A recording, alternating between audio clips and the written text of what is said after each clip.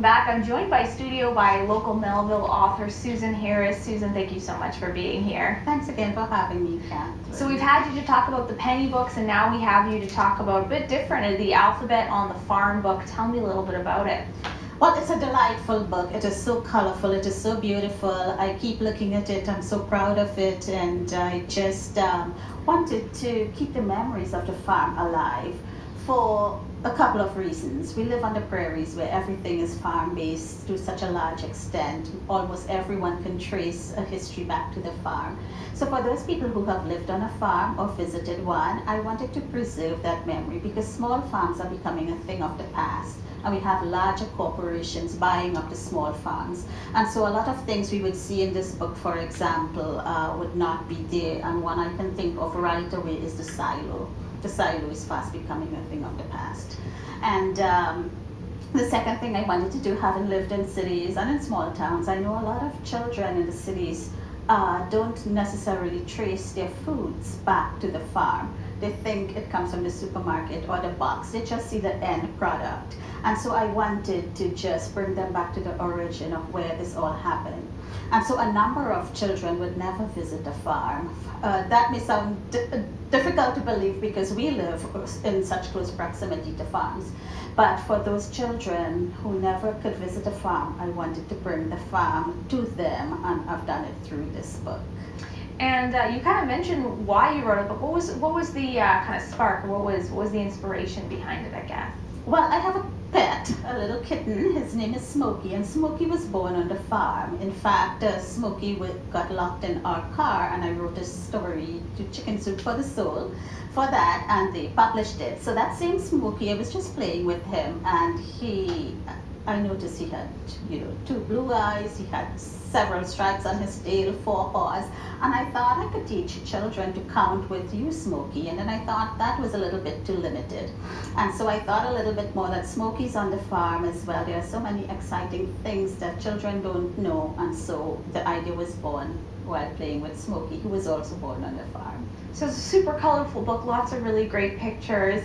And you mentioned that the words are kind of, are ones you don't hear that often, or they're very unique. Can you tell me a bit about That's that? That's right. Look at D for dugout, for example. A dugout is a hole where animals can drink water in a field. I for irrigate, that's the watering of land and crops, bringing in water artificially.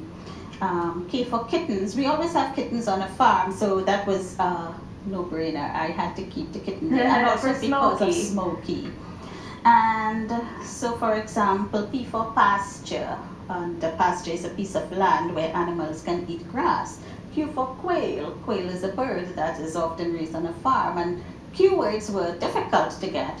I'm particularly drawn to the silo, which is a tall building that is used for storing feed. And many years ago, the silos were actually dug in the ground. And I visited a number of farms in the neighborhood over the year that this book has been in publication. It started being published in the spring. And I noticed a lot of people had these tall, beautiful silos, and it's just abandoned now because they've sold their dairy farm, they've sold their cows, and they've sold it to larger corporations. And so I want to preserve that look. I want children to know that this is the heritage of the farm. This is where they have grown up. We talked about milk. This one is I'm very passionate about that. So my U word is U for udder. And udder is the part of a cow's body that produces and stores milk. I think it's very important for children to see a nice clean picture of an udder and to know that the milk actually do come from cows, and a black and white cow can give white milk. A brown cow gives white milk. All cows give white milk. And brown cows don't give chocolate milk then. No, they don't give chocolate milk. And when you hear the innocence of the young voices saying that, it's like a little bit heart-wrenching because you do want them to know what's happening. And of course, T for tractor. Who doesn't like a tractor, especially the little boys? So we do have such a rich heritage on the farm, and I did not see a book that was reflecting what the farming is from the East Coast through the West Coast, be it grain farm or cattle farm, animals or vegetables and fruit.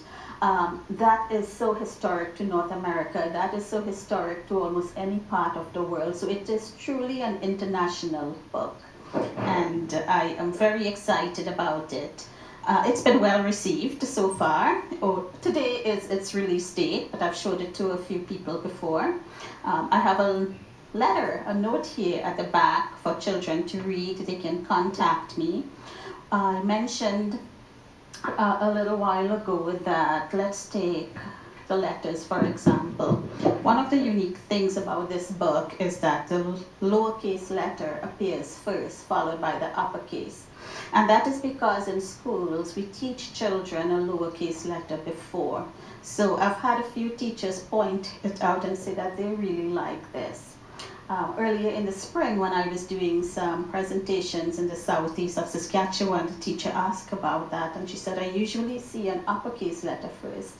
And I said, which one do you teach first? And she said the lowercase, and then she realized that it was a good mix. And I was recently doing another book signing, and some teachers from Regina came up and they said, we really like that you have the lowercase letters first. So it's well thought of. It's just very much in keeping with what the schools are teaching, and this book is going to be in schools and public libraries and wherever. So in terms of buying it, kind of what ages is this geared towards, and how can folks get their hands on it? Ages 2 to 6, and the publisher is BorealisPress.com. They can go on his website there and order books. Also Chapters Indigo, books can be ordered there.